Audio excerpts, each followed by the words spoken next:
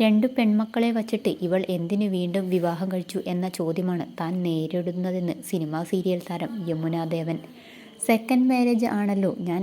ഇപ്പോഴും എൻ്റെ കുടുംബം എന്നോട് അടുത്തിട്ടില്ല. ഇപ്പോഴും എൻ്റെ കുടുംബം എന്നോട് പറയുന്നത് രണ്ട് പെൺകുട്ടികളെ വച്ചിട്ട് വീണ്ടും വിവാഹം കഴിച്ചു എന്ന പരാതിയാണ്. ഇന്നും ഞാൻ അത് കേട്ടുകൊണ്ടിരിക്കുകയാണ്. ഞാനും എൻ്റെ കുട്ടികളും ചേട്ടനും മാത്രമാണ് ഇന്ന് എൻ്റെ ലോകം. അല്ലാതെ വലിയ കുടുംബം ഒന്നുമില്ല എനിക്ക്. കുറേ വർഷങ്ങൾ ഞാൻ കുട്ടികളും ആയി ഒറ്റയ്ക്ക് ജീവിച്ചു പോയതാണ്. അന്ന് ആരും ഉണ്ടായിരുന്നില്ല എനിക്ക്.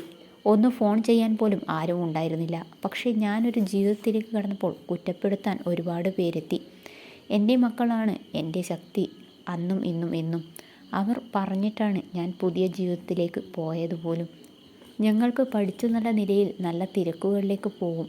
അപ്പോൾ അമ്മ ഒറ്റയ്ക്ക് ആകും. അവർ അവരുടെ ജീവിതവുമായി മുൻപോട്ട് പോകുമ്പോൾ അമ്മയെ ഞങ്ങൾക്ക് ശ്രദ്ധിക്കാനാകില്ലേ എന്ന ചിന്തയാണ് അവരെക്കൊണ്ട് ഇങ്ങനെയൊരു തീരുമാനം എടുക്കാൻ പ്രാപ്തരാക്കിയത്. അമ്മ ഒറ്റയ്ക്ക് ആയാലോ എന്ന ചിന്ത ആണ് അവരെക്കൊണ്ട് അങ്ങനെയൊരു ചിന്ത എടുപ്പിക്കാൻ കാരണം. എൻ്റെ മൂത്ത മോൾക്ക് ഒരു ശ്വാസം മുട്ട് വന്നു. ഞാൻ ഷൂട്ടിന് പോയാൽ കുഞ്ഞുങ്ങൾ വീട്ടിൽ ഒറ്റയ്ക്കായിരുന്നു ആ സമയത്ത്. അവൾക്ക് വയ്യാതെ വരുന്നത്. എനിക്ക് കൊച്ചിയിലാണ് ഷൂട്ട്. എനിക്ക് ടെൻഷൻ ആകുമെന്നോർത്ത് അവൾ അത് പറഞ്ഞില്ല.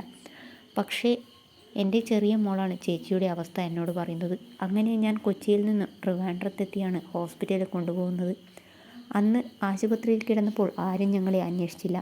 ഞങ്ങൾ 3 പേരും അസുഖമായി കിടന്നുപോയി.